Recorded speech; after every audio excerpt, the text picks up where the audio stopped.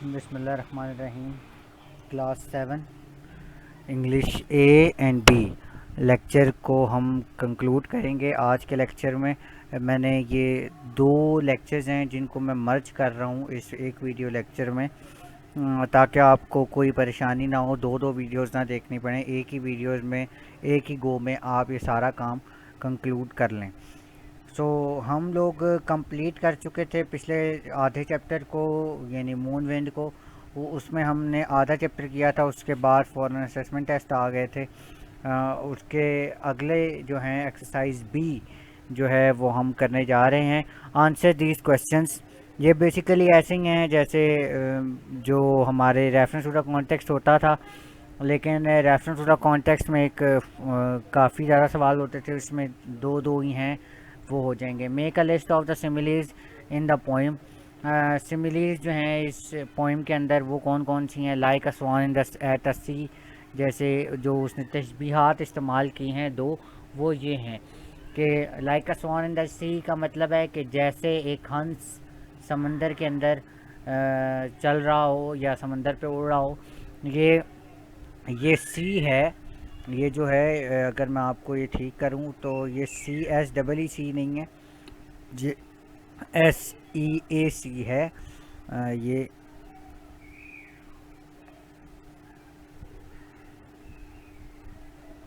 S E ए सी यानी समंदर। उसके बाद है लाइक का summer salting giraffe. Summer salting का मतलब कलाबाजियाँ खाता हुआ ज़राफ़ा जिसको आप कहते हैं। उसके बाद in what ways are the similes unusual, do they make the meaning clearer. क्या कैसे आप कह सकते हैं कि ये जो सिमिलीज हैं वो अनयूजुअल हैं, यानी अजीबो गरीब हैं, वो कैसे हो सकती हैं। Do they make the meaning cleverer, oh sorry clearer, कैसे ये जो हैं तशबीहात वो कैसे मीनिंग्स को वाज़े कर रही हैं, मज़ीद क्रिस्टल क्लियर कर रही हैं, साफ शफाफ कर रही हैं, वाज़े कर रही हैं।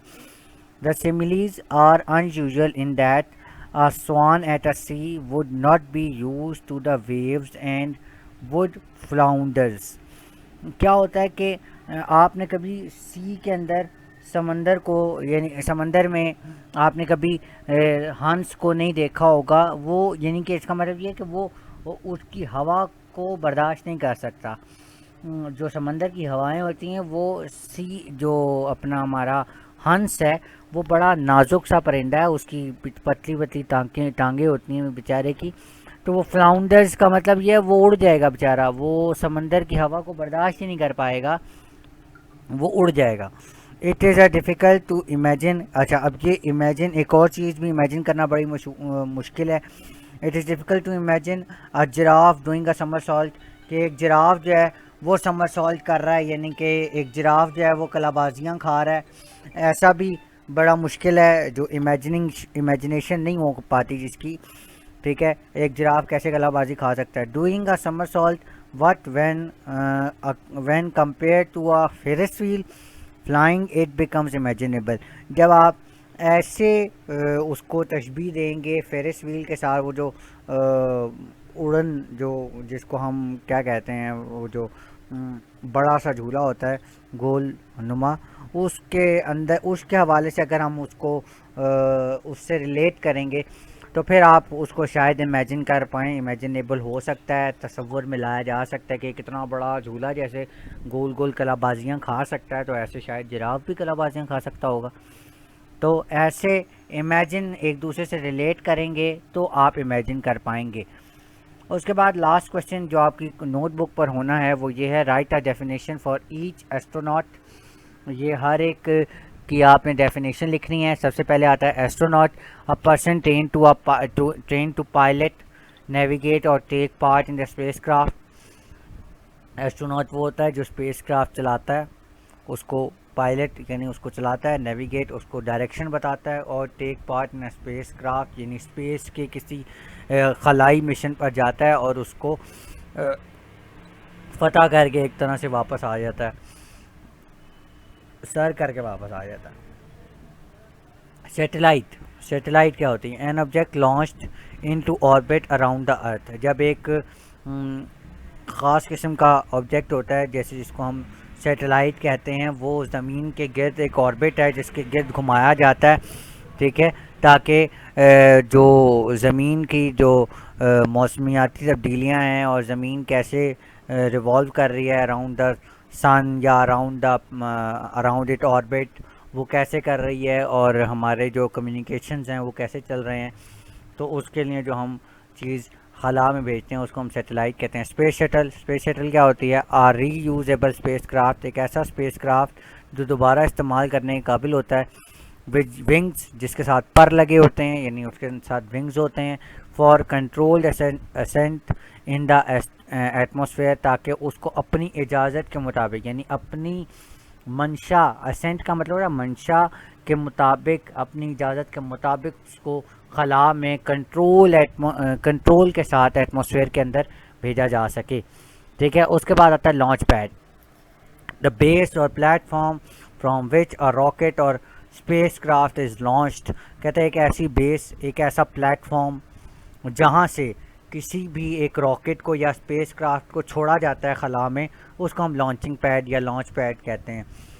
रॉकेट क्या होता है? आ व्हीकल, यानी एक ऐसी गाड़ी और डिवाइस या ऐसा आला प्रोपेल्ड बाय रॉकेट, जो कि रॉकेट की मदद से, जो रॉकेट होता है बेसिकली उसको इंजन की मदद से चलाया जाता है।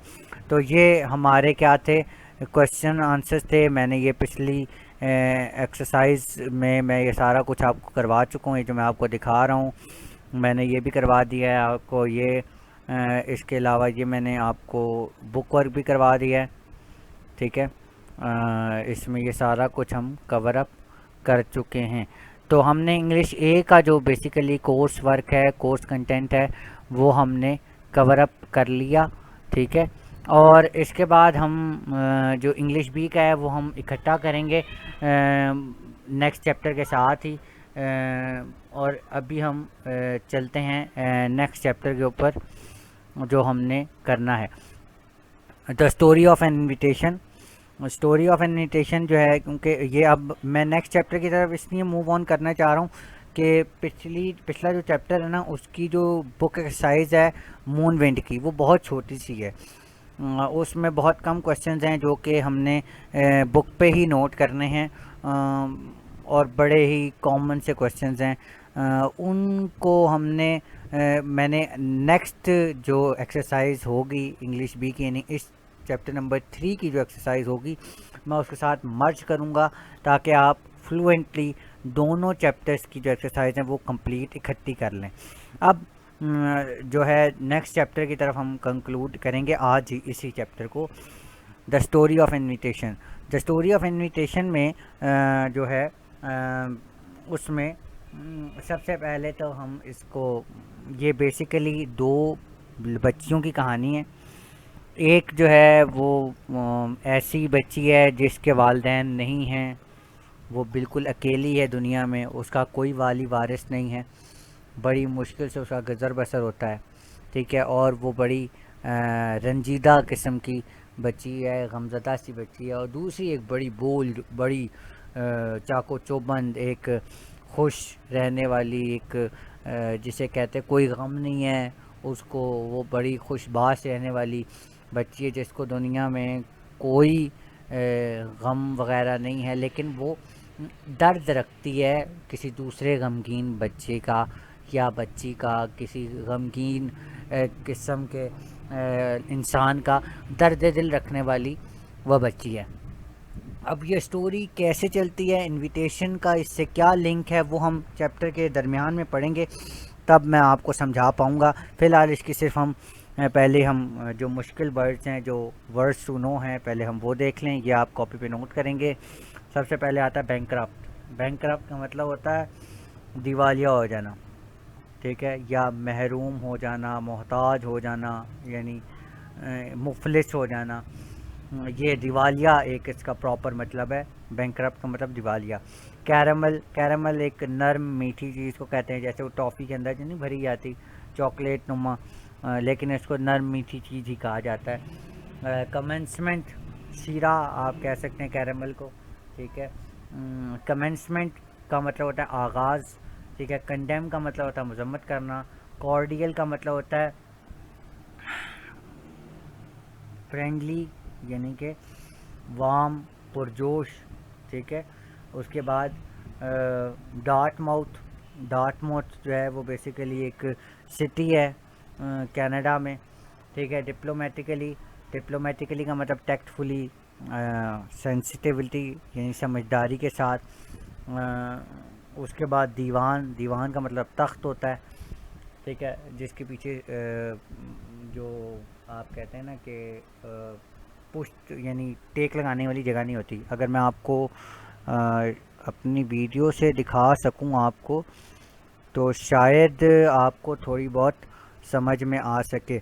मैं अपना कैमरा ऑन करके आपको शायद दिखा पाऊँगा। मैं आपको दिखाता हूँ।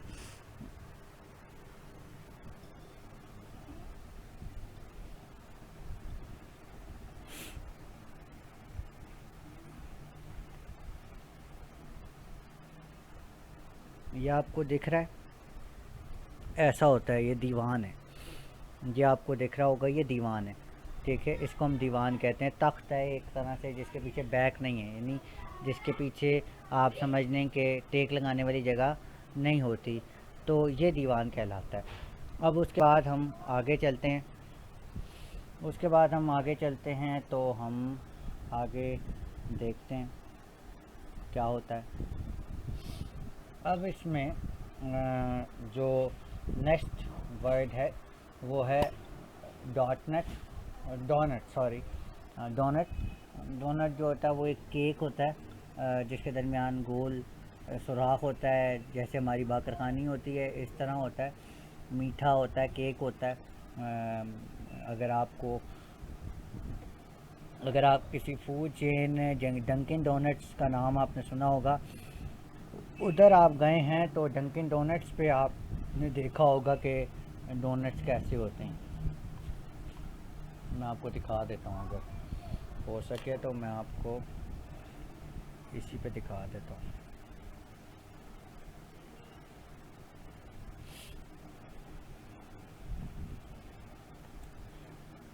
डंकिन डोनट्स,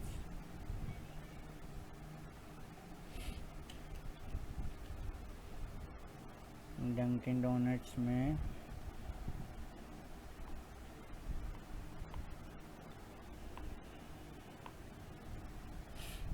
ये देखें, इनको डोनट्स कहते हैं। ये डोनट्स हैं, ठीक है। केक नुमा होते हैं, ठीक है। इनको कहते हैं। उसके बाद हम दोबारा अपने मीनिंग्स पे आ जाते हैं। उसके बाद आता है ड्रजरी, ठीक है। ड्रजरी का मतलब होता है कि इसका मतलब है जी अनप्लेजेंटनेस ऑफ वर्क, यानी कि जब बहुत थकन, बोरियत। ड्रजरी का मतलब बोरियत होता है, यानी कि थक जाए बंदा एक ही जैसा काम कर करके, उसको बोरियत कहते हैं। फिर बोर हो जाता है बंदा, मोनोटनस हो जाता है कि यार ये क्या, मैं एक जैसे ही काम किए जा रहा हूँ। ग्लोर, ठीक है। ग्लोर का मतलब होता है इन ग्रेट नंबर, बहुत ज़्यादा तादाद में, ठीक है। उसके बाद आता है ग्रेव। ग्रेव का मतलब उदास, अफसरदा, ठीक है। माइंस पाई का मतलब होता है कीमे वाला समोसा, ठीक है। मॉर्निंग का मतलब होता है मातम, ठीक है। उसके बाद होता है पाउंड केक, ठीक है। Pound cake a type of cake ही है, made from a pound of flour, यानी जो 1 पाउंड फ्लोर से मिलकर बनाया जाता है। अ पाउंड ऑफ फ्रूट, उसके अंदर फ्रूट्स डाले जाते हैं। केक होता है प्रोवर्बियल, इसका मतलब होता है बामुहावरा। सोलमनली का मतलब संजीदगी से। ट्राइंग का मतलब कोशिश करना। और फिर टक आउट का मतलब होता है हल्का फुल्का, यानी हल्की फुल्की भूख में हल्का फुल्का टक, वो आपने सुना ना। टक आउट का मतलब हल्का फुल्का खाने का वक्त, ठीक है। वेस्टफुली, ठीक है, वेस्टफुली उदासी से। अब हम ज़रा इसकी स्टोरी पर आ जाते हैं। जी आपको एक बच्ची दिख रही है, 2 ही बच्चियों का तस्करा है इस जो हमारी अल्लाह भला करे। इस स्टोरी में सिर्फ दो हैं कैरेक्टर्स जो मेन कैरेक्टर्स हैं। मेन कैरेक्टर्स में एक का नाम है बर्था,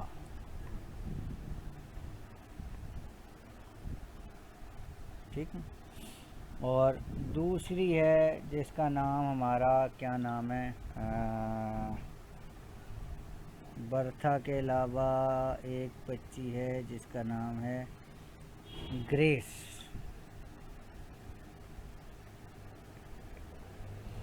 ये जो है ना, ये बड़ी अच्छी, यानी कि चाको चौबंद, बड़ी बोल्ड सी बच्ची है,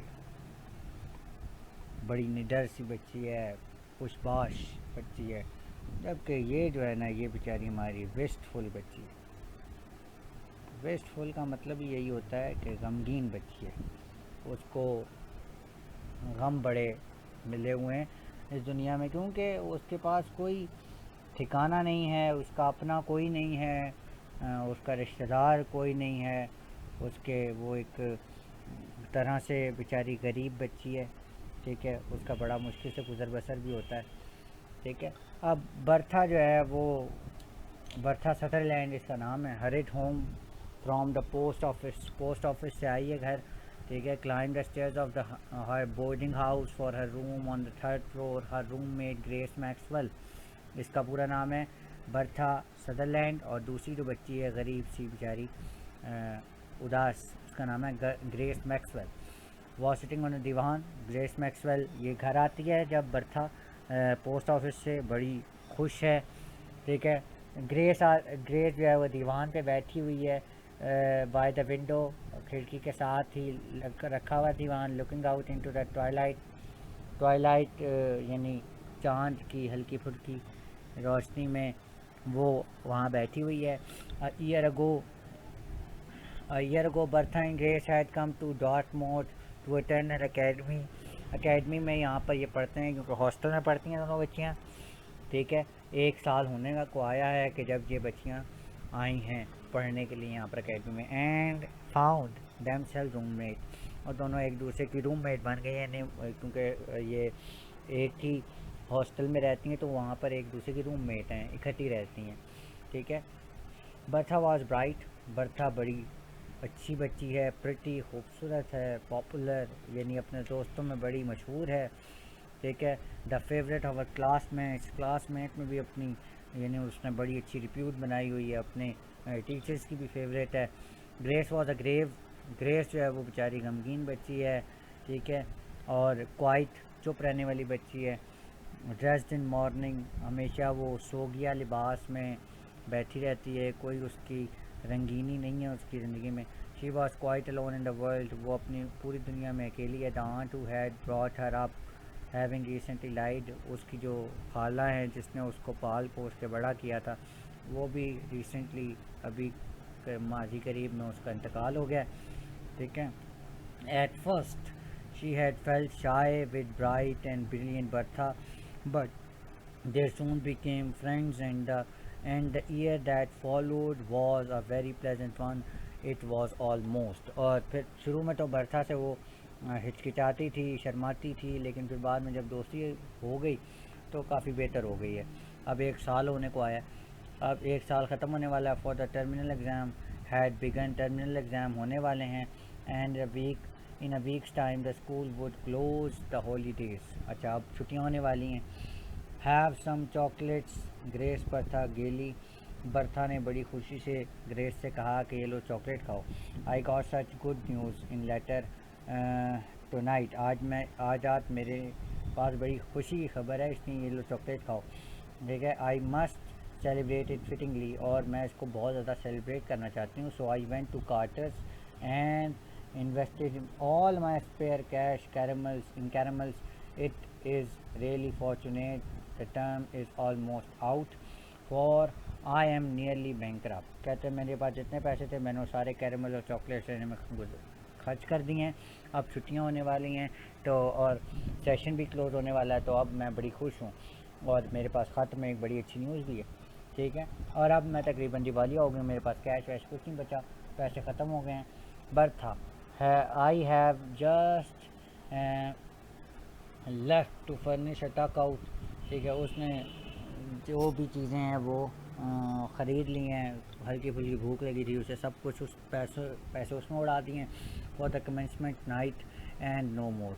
अब उसके पास कुछ नहीं बचा। What is your good news may I ask. उसने कहा मैं पूछ सकती हूँ कि तुम्हारे पास क्या अच्छी खबर है। ग्रेस ने कहा you know I have an aunt Margaret. उसने कहा तुम्हें पता है मेरी एक आंट मार्गरेट है, कॉमनली कांट आंट मैग, उसको उनको हम कॉमनली आम तौर पे हम आंट मैग कहते हैं। उर्फ जैसे किसी का उर्फ में नाम रख दिया जाता है ना, प्यार से हम उनको ये कहते हैं। ठीक है, जैसे हमारी अक्सर होता है घर में कुछ खालाएँ होती हैं जिनको हम प्यार से कुछ और कहते हैं, यानी खाला हों तो हम कक्को कह देते हैं। ठीक है, तो ये इस तरह उर्फ में नाम रखा हुआ है।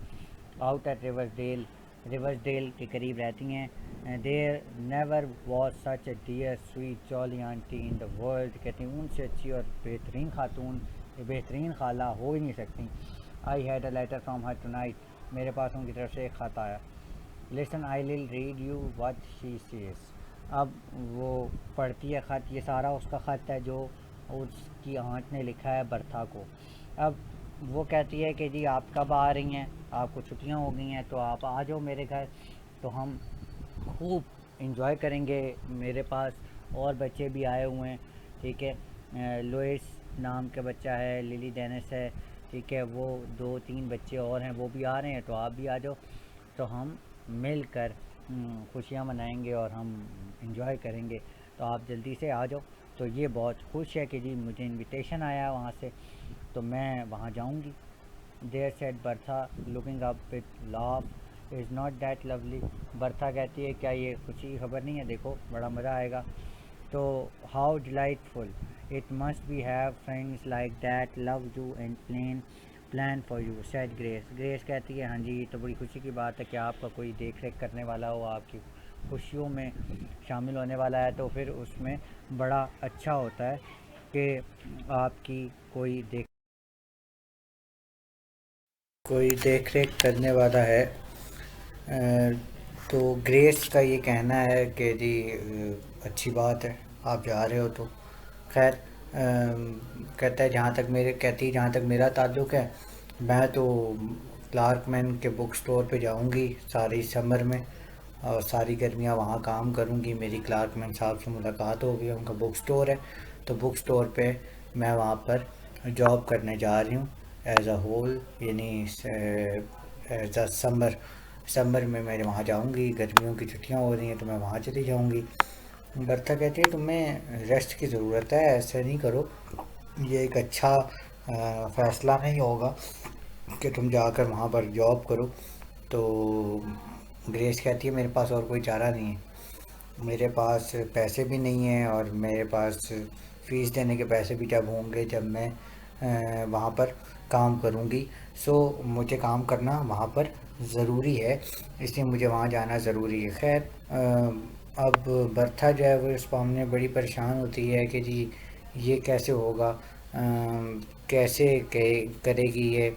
और वो कहती है कि जी अब वो सारा टाइम परेशान रहती है। अब वो चाहती है कि मैं इसके लिए कुछ करूं, ग्रेस के लिए कुछ करूं, क्योंकि वो इंतहाई अफसरदा और अकेली बच्ची है, तो उसके हक़ में कुछ करना चाहती है, अच्छा करना चाहती है। खैर वो उसको समझाती भी है, लेकिन जो ग्रेस है वो नहीं समझ पाती इस बात को। वो कहती मेरी मजबूरियाँ अपनी हैं, तो इसलिए मैं नहीं कर सकती। तो खैर बर्था जो है काफ़ी सोच विचार करती है कि मुझे इस मामले को बड़े तरीके से समझदारी से हैंडल करना पड़ेगा, और ऐसा करती हूँ कि मैं जो अपना इनविटेशन है वो ग्रेस को ट्रांसफ़र कर देती हूँ, यानी कि ऐसी बात करती हूँ, कुछ ऐसे मामलात बनाती हूँ कि जिससे जो मेरा इनविटेशन है वो इस बच्ची को ट्रांसफ़र हो जाए, और ग्रेस को पता भी ना चले कि जो मसाइल हैं वो उसके थे, मेरे नहीं। तो इस वजह से वो ये करती है कि एक आंट मैग जिनकी तरफ से लेटर आया होता है, वो उनको दोबारा एक कॉन्फिडेंशियल ग्रेस से छुप के एक ख़त लिखती है कि जी मसला ये है कि मेरे पास तो एक घर मौजूद है, मेरे वालिदैन मौजूद हैं, मैं वहाँ जा सकती हूँ, लेकिन ये जो मेरी दोस्त है ना, इसके पास कोई घर नहीं है, ये बिल्कुल तने तनहा इस दुनिया में ज़िंदगी गुजार रही है, तो आप इसके लिए कुछ करें। तो वो खैर तो आंट मैक जो होती हैं वो इस बात को समझ जाती हैं, और वो अपना जो इनविटेशन जो बर्था को दिया होता है वो उसको ट्रांसफ़र इस तरह करती हैं कि जी आप भी आ जाओ बर्था के साथ। तो वो कहती कि जी आप आ जाओ, बर्था के साथ ही आ जाओ अगर आ सको तो इनविटेशन भी हो जाता है ग्रेस को। तो ग्रेस कहती है नहीं जी मैं तो नहीं जा सकती, ये तुम्हारा इनविटेशन है, तुम ही जाओ, मैं क्या करूँगी वहाँ जाके। क्योंकि वो आए बाएँ शायद जाहिर सी बात है, एक बुरा फील करता है बंदा कि यार मैं इनका इनविटेशन आया, मैं कैसे जा सकती हूँ। प्रथा कहती है जी मुझे घर में थोड़ा काम है, ऐसा ना हो कि मैं ना जाऊँ तो वो नाराज़ हो जाएं, तो मैं अपनी जगह आपको भेज देती हूँ, ठीक है, आप उन उधर जाओ मेरी जगह पे, और वैसे भी उन्होंने आपको ही बुलाया मेरे साथ, तो आप भी आ जाओ। तो खैर वो चली जाती है। तो जब चल जाती है तो वहाँ पर उसको एक बड़ा अच्छा माहौल मिलता है, एक अच्छा उसकी आवभगत की जाती है, उसकी देख रेख की जाती है। पहले बहुत कमज़ोर सी होती है, उसे खिलाती पिलाती हैं आंट जो है, वो बड़ी खुश होती हैं उस बच्ची से, और वो उसको अडॉप्ट करना चाहती हैं कि जी मैं इनको अडॉप्ट कर लूँगी, ठीक है। तो वो ख़त लिख कर बताती हैं कि जी मैं इनको ख़त लिख कर बताती कि मैं ऐसी ही एक बेटी चाहती थी, लेकिन मेरी बेटी नहीं थी, तो मैंने बेटी अडॉप्ट कर रही हूँ, मैं इसको एज आ अपनी डॉटर के तौर पे अडॉप्ट करना चाहती हूँ। तो खैर वो अडॉप्ट कर लेती है उसको। तो उसके बाद जो है वो बर्था को जब ये ख़त मिलता है तो बर्था बड़ी खुश होती है, और वो कहती है कि जी मैंने एक बड़ा एक फ़रिश्ता सिफत एक नेक काम किया है कि एक बच्ची उदास बच्ची को एक उसकी देख रेख करने वाली एक केयर टेकर उसे ज़रूर मिल गई है। तो खैर ये सारी स्टोरी थी। उसके बाद ये आपके क्वेश्चन आंसर्स हैं, मैं आपको वर्ड्स मीनिंग करवा चुका हूँ, वर्ड्स टू ये आपका जो है क्रॉस वर्ड्स हैं। ये क्रॉस वर्ड्स में व्हेन समथिंग इज़ फिनिश्ड और कंप्लीट वी से, मैं इसकी आपको पिक्चर ज़रूर भेज दूँगा ताकि आपको समझ में आ जाएगा। Cross word when something is finished, जब आपकी कोई चीज़ ख़त्म हो जाती है। क्रॉस का मतलब होता है, क्रॉस का मतलब होता है कि इस तरफ को चले, ठीक है। और जो डाउन द ग्रुप होता है वो जो है वो इस तरह होता है कि नीचे की तरफ, ये जो है ना ये डाउन, ये नीचे की तरफ। तो अक्रॉस में व्हेन समथिंग इज फिनिश, जब चीज़ ख़त्म हो जाती है तो हम उसको कहते हैं एंडेड। ये वन लिखा हुआ होगा यहाँ पर, तो ये एंडेड है, यहाँ पर एंडेड लिखा है, ठीक है। उसके बाद नॉट लाई, जो लाई नहीं होता यानी जो झूठ नहीं होता, वो क्या होता है, ट्रुथ, सच होता है, ठीक है। उसके बाद when we have put our clothes, जब हम अपने कपड़े पहन लेते हैं। We are dash, we are dressed, ठीक है, वी आर ड्रेस्ड। उसके बाद DRESSED, something that is like by many, जब बहुत से लोग एक चीज़ को पसंद करते हैं तो वो चीज़ क्या हो जाती है, पॉपुलर हो जाती है, मशहूर हो जाती है। When you get to the top of the something, जब आप किसी चीज़ की बुलंदी तक पहुंच जाते हैं तो आप उसको कहते हो क्लाइंब। क्लाइंब यानी मैंने वो सर कर लिया, उसके ऊपर चढ़ गया। To believe on think that something is true और रियल, जब आप किसी चीज़ को सपोज कर लेते हैं कि कोई चीज़ सच है और ख़ुद ही मफरूज़ा बना लेते हैं तो उसको हम क्या कहते हैं, सपोज। नॉट क्लियर और प्रिसाइज, जो चीज़ क्लियर नहीं होती, प्रिसाइज नहीं होती, उसको हम क्या कहते हैं, वेग, ठीक है। उसके बाद स्कीम, अरेंजमेंट, प्रोग्राम्स, ऐसे प्रोग्राम्स को हम क्या कहते हैं, प्लान, प्लान, ठीक है। उसके बाद डाउन में टू गेट अवे फ्रॉम, जब किसी चीज़ से आप दूर चले आते हैं तो आप कहते हैं स्केप, यानी भाग जाते हैं वहाँ से। बिलोंगिंग टू देम, किसी चीज़ से किसी से ताल्लुक़ रखना, ठीक है। बिलोंगिंग टू देम क्या होता है कि जो किसी चीज़ से ताल्लुक़ रखती है, तो ये आपका है टू, तो यहाँ पर आएगा देयर, THEIR, देयर। उसके बाद स्मॉल प्लांट, स्मॉल प्लांट को हम श्रब कहते हैं। उसके बाद जो नेक्स्ट है, what Grace become after eating well at Aunt Mag, Aunt Mag ने जब उसे बहुत चीज़ें खिलाई तो वो क्या हो गई, क्लमजी। क्लमजी का मतलब है थोड़ी मोटी हो गई, ठीक है। उसके बाद नेक्स्ट है, takes into one's family by legal means and raises as own child, यानी जब किसी बच्चे को आप कानूनी तौर पे अडॉप्ट कर लेते हैं, अडॉप्ट ही इसका असल वर्ड है, तो वो जब आप कर लेते हैं तो उसको ख़ुद से पालते हैं। शर्ट का मतलब क्लोज, नेक्स्ट है आपका ये जो हमारे पार्ट 1 है, इसमें हमने बताना है कि कौन सा टेंस है और कौन सा पास्ट है, प्रेजेंट है, सिंपल प्रेजेंट है, सिंपल परफेक्ट है, सिंपल फ्यूचर है। ये आप कैसे पता लगा सकते हैं? फॉर्म ऑफ वर्ब से। फॉर्म ऑफ वर्ब देखिए, हर एक अगर सेकंड फॉर्म ऑफ वर्ब है तो फिर पास्ट टेंस है, अगर थर्ड फॉर्म ऑफ वर्ब है तो परफेक्ट टेंस है, और अगर आर और आईएनजी के साथ है तो वो प्रेजेंट कंटिन्यूस है, अगर वाज है और आईएनजी है तो वो पास्ट टेंस है। अब देखिए, बर्था सदरलैंड हर्रिड होम, जल्दी से घर आई, आई पुरानी बात होगी तो सिंपल पास्ट SPT लिखा हुआ है, ठीक है। Home from the post office and climb the stair, और सीढ़ियों पे चढ़ी, तो ये भी सिंपल पास्ट है, SPT लिखा हुआ है, simple past. So there is just room for one more. अब इज़ का मतलब प्रेजेंट टेंस, ये सिंपल प्रेजेंट है, ठीक है।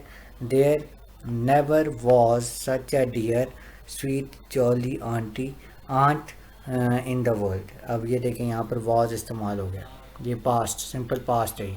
उसके बाद ये पास्ट नेक्स्ट है, Bertha and grace were sharing, एक दूसरे से बांट रही थी का मतलब पास्ट है, और कंटिन्यूस है क्योंकि शेयरिंग आ रहा है।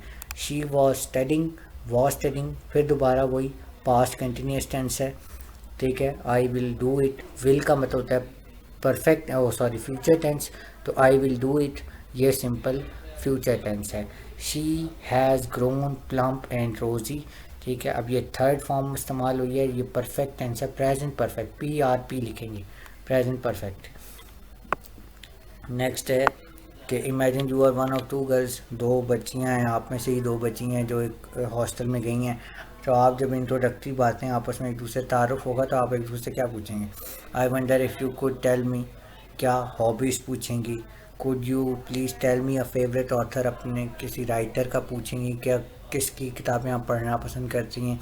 आई did like to love to know a favourite film, क्या आपकी फेवरेट फिल्म कौन सी है। Would you mind telling me the food they like, क्या आप एक दूसरे से पूछेंगे कि आपको खाना में क्या पसंद है। Something I would like to know is places visited, आपने कौन कौन सी जगह देखी हुई हैं, क्या देखा हुआ है, कौन कौन सी जगह आप पिकनिक के लिए जा चुके हैं। Something as I did like to know is games played, आप क्या खेलना पसंद करती हैं। तो ये सारे मामलात हैं, ये मैंने सारे आपको वर्ड्स मीनिंग बता दिए, ठीक है। वर्ड्स मीनिंग आपको पहले बता चुका हूँ, ठीक है।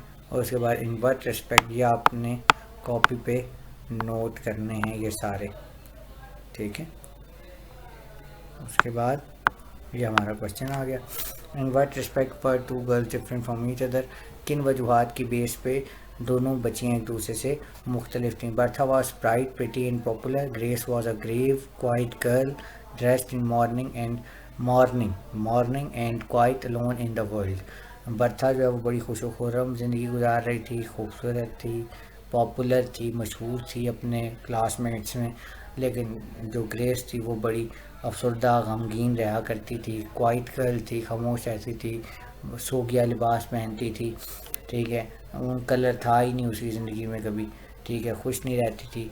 ये दोनों बड़े फ़र्क थे जो बर्था और ग्रेस में थे। How did Bertha celebrate the good news she had receive, यहाँ पर ग्रेस लिखा हुआ है, गलत लिखा हुआ है।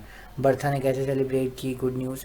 Bertha celebrated a good news she had received by buying some sweets, उसने कुछ मीठी चीज़ें ख़रीदी, इन टॉफ़ियाँ वगैरह ख़रीदी ताकि वो उस खुशी को सेलिब्रेट कर सके। क्या खुशी थी कि उसको इनविटेशन आया था। What do we learn about the aunt from what Bertha says about her, ठीक है। बर्था ने क्या पता चलता है आपको उसके ख़त से, about the aunt from what Bertha says about her, Bertha ने खाला के बारे में क्या क्या बातें की।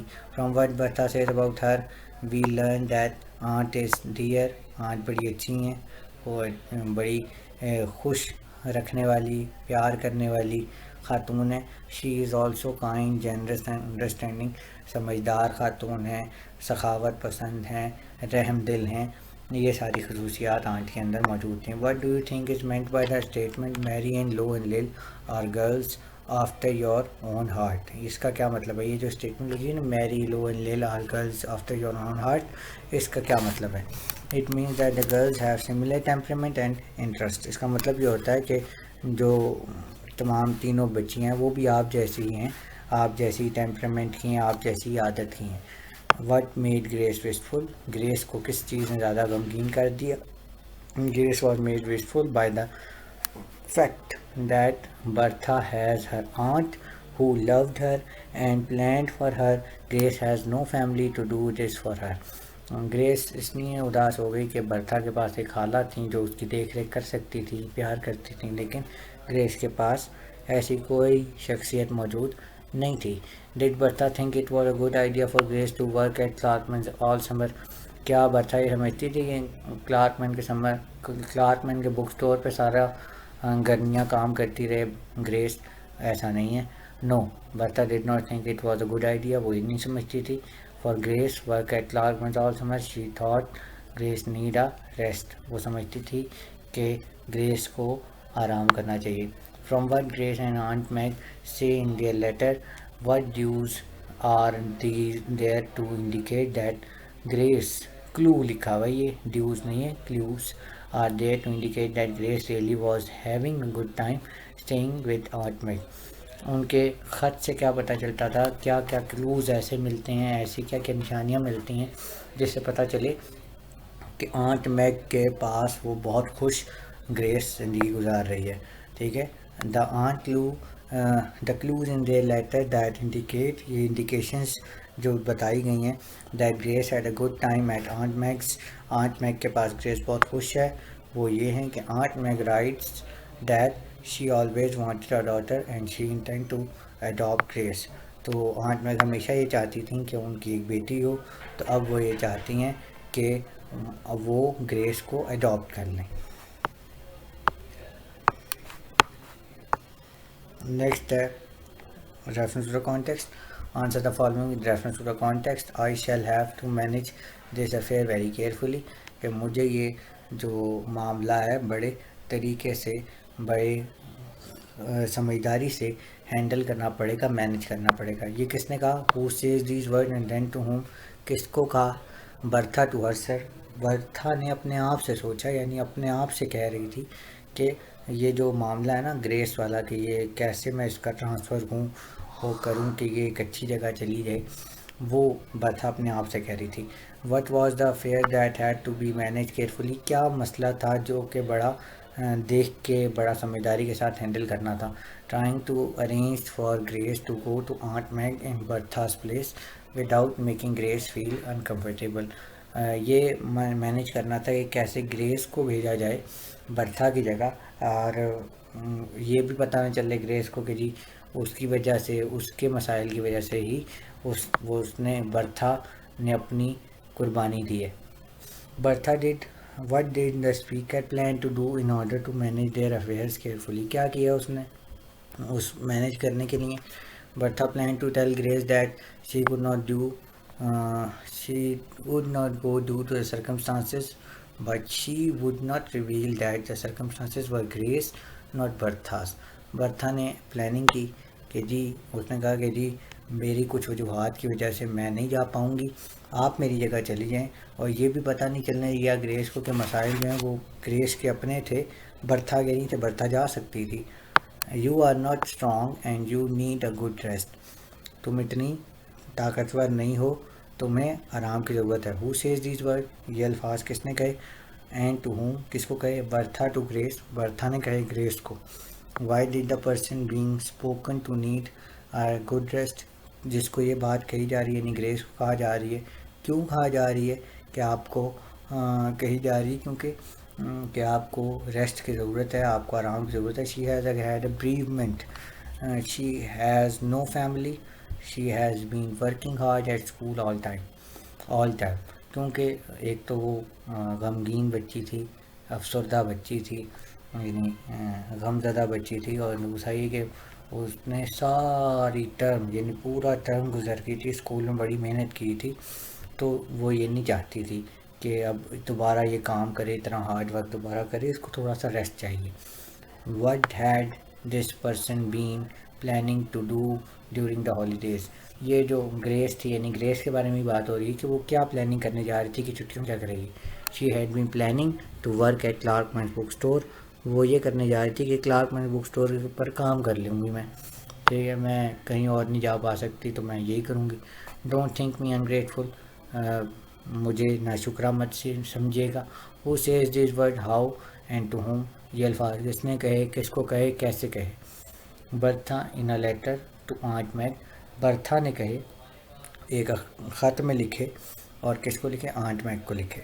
Y might the speaker appear to be ungrateful, कैसे लग सकता था कि जो स्पीकर है यानी बात करने वाला जो है वो अनग्रेटफुल कर रहा है, नाशुक्रा बन रहा है। Because she is turning down the invitation, क्योंकि दावतनामा उसको आया था, वो दावतनामे को ट्रांसफ़र कर रही थी कि मैं नहीं आ सकती, कोई और आ जाएगा। तो इससे ये एक एस्पेक्ट जाता है इनविटेशन देने वाले को कि वो जो है नाशुक्रापन कर रहा है, नाशुक्री कर रहा है कि एक तरह से दावतनामा आया और वो उसको रिजेक्ट कर दे। Use the following words and phrases in sentences में इस्तेमाल कीजिए। Mourning, they wear black cloth and as an expression of mourning, उसने एक काला लिबास पहना अपने गम को जाहिर करने के लिए। फिटिंगली का मतलब बेहतरीन ज़ाहिर करना। हिज वर्ड्स फिटिंगली डिस्क्राइब थी फेस, उसके अल्फाज ने चोर के नैन नक्श बेहतरीन तरीके से वाज़े किए। आफ्टर योर ओन हार्ट, आपके दिल के करीब। She look like a person after my own heart, वो बिल्कुल मेरे दिल के करीब लगती है, यानी जिसकी बात हो रही है लड़की की वगैरह की, ठीक है। Wistfully, he smiled wistfully after his failure, उसने गमगीनी के साथ एक मुस्कुराहट दी अपनी नाकामी पर। Darted the cat darted eight rat, darted का मतलब हमला करना, the cat darted eight rat, बिल्ली ने चूहे पर हमला किया। सोलमनली, सोलमनली का मतलब सिट के दिल से। I solemnly swear that I work hard for the final examination, तो मैं सिट के दिल से कसम खाता हूँ कि मैं अपने सालाना इम्तहानों के लिए शदीद मेहनत करूँगा। On purpose, he did not sleep on purpose.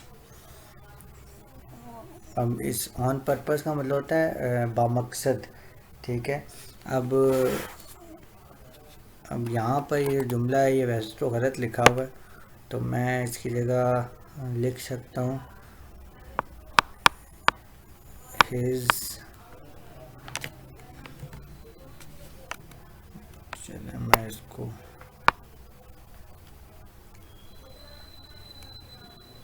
इसकी जगह मैं आपको जुमला लिख देता हूँ, यहाँ पर वर्ड में लिख देता हूँ ताकि आपको ऑन पर्पस का जो जुमला है वो भी हो जाए।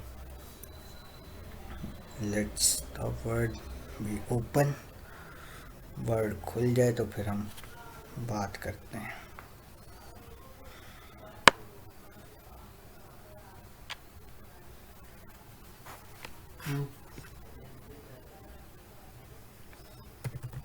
His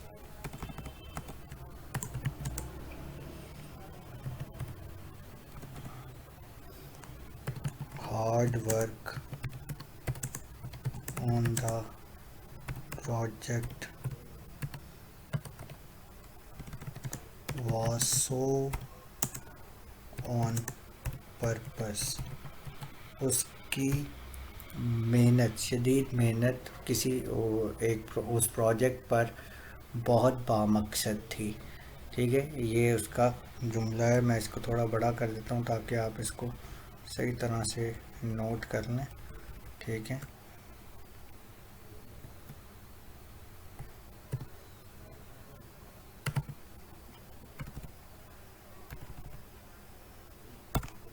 ये इसका जुमला है जो आप नोट कर सकते हैं। नेक्स्ट पे चलते हैं हम। Think me ungrateful, please don't think me ungrateful, मुझे नाशुक्रा मत समझिएगा। I respect you a lot, मैं आपकी बहुत कदर करता हूँ, मैं आपकी बहुत इज्जत करता हूँ। कॉर्डियल का मतलब दिली तौर पे। I accept his cordial invitation, मैं उसके दिली यानी दिल से जो उसने मुझे दावतनामा दिया है मैं उसको एक्सेप्ट करता हूँ उसको। यानी एक्सेप्ट का मतलब होता है वैसे तो कि मान जाना, मैं उसको तस्लीम करता हूँ। ठीक है। Intend to, the teacher intend to increase their students, उस्ताद हमेशा कोशिश करता है। इंटेंड टू का मतलब कोशिश करता है। तो इंकरेज, इंकरेज का मतलब हौसला बढ़ाने की, देयर स्टूडेंट अपने तलबा के हौसला बढ़ाने की हमेशा एक उस्ताद कोशिश करता है। तो ये हमारा टोटल जो था यानी हमारा इंग्लिश ए का पोर्शन वो हमने कंक्लूड कर लिया है चैप्टर नंबर 3 तक। और हमने इसकी बुक वर्क भी देख लिया, इसके हमने कॉपी वर्क भी देख लिया। तो जो हमारा इंग्लिश पी का काम है वो हम इंशाल्लाह नेक्स्ट वीक में देखेंगे इंशाल्लाह। तब तक के लिए अल्लाह हाफिज़।